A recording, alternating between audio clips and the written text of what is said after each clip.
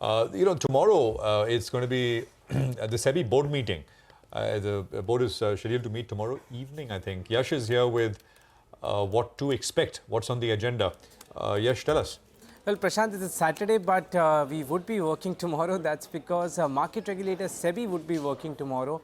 The board of market regulator SEBI meets tomorrow. The press conference is scheduled for about 5:30 p.m. in the evening. And I'll come straight to the most important thing that market regulator SEBI would be discussing.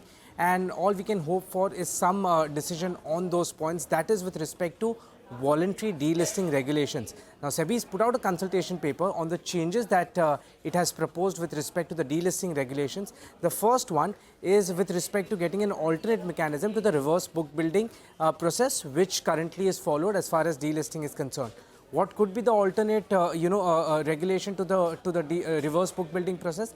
That could come in the form of a fixed price delisting to avoid any price manipulation as far as once the delisting announcement has been made.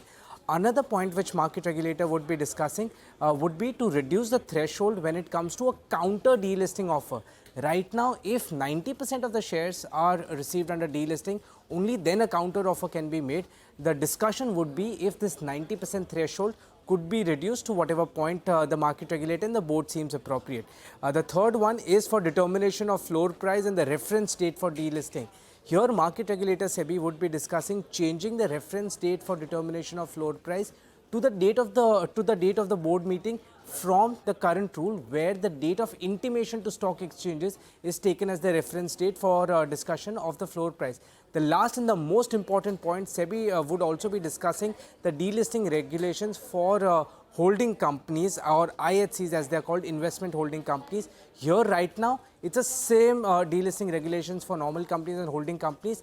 SEBI could come out with a separate list of delisting regulations for holding companies. Here, if a holding company has investments in other listed companies, in case of delisting, transfer of shares of those other listed companies where the holding company has investments could be approved. Also, the second thing, if holding company has investments in another unlisted companies, then in that case cash payments could be given to the shareholders in case of delisting of that investment holding company.